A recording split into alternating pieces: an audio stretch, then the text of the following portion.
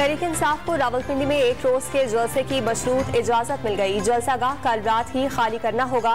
Stage पर bullet proof rostrum होगा। अदलिया और दीगर इदारों के खिलाफ तकारीर, मजहबी जज्बात उभारने और किसी ग्रुप के खिलाफ बात ममनू। DC ने 56 शराइत पर मुश्तमिल इजाजतनामा जारी कर दिया। परेड ग्राउंड में इमरान खान का हेलीकॉप्टर उतारने की इजाजत नहीं मिली। इंतजामिया ने दरखास्त मुस्तरद करने की वजह नहीं बताई। असद उमर का दावा, इंतजामिया पर जानबूझकर इमरान खान की जिंदगी के लिए खतरा बढ़ाने की कोशिश का इल्जाम।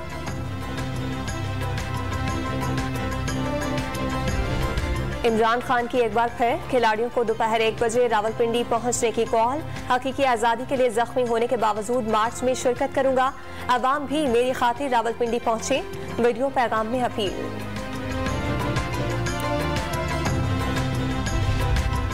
सदर रजब तैयब एर्दोगान की दावत पर वजीर आज़म शहबाज शरीफ 2 रोज़ा सरकारी दौरे पर तुर्किया रवाना। वजीर आज़म इस्तांबुल शिपयार्ड में पाक बहरिया के लिए 4 मुलजिम कार्वेट जहाजों में से तीसरे PNS खैबर का इफ्तिताह करेंगे।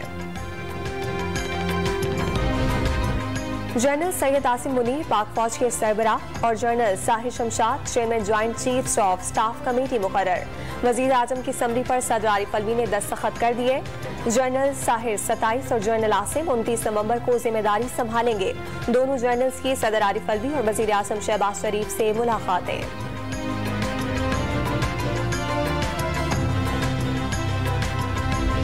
सदर मुमलिकत आरिफ अलवी की समरी पर दस्तखत से पहले लाहौर में इमरान खान से 1-on-1 मुलाकात। 1 घंटा तवील मुशावरत। तवक्को है कि फौज की नई क़यादत आईनी हुकूक और जमहूरी इस्तेहकाम यकीनी बनाएगी। पिछले 8 माह में इमरान खान को दीवार से लगाने की कोशिश की वजह से मुल्क अदम इस्तेहकाम का शिकार हुआ। तहरीक इंसाफ का एलामिया।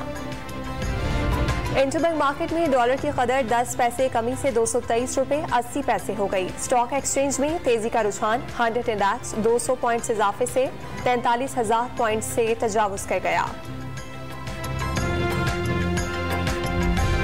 और टैक्स रिफंड्स की मद में FPR 500 अरब रुपए से ज्यादा की अदायगी करने में नाकाम।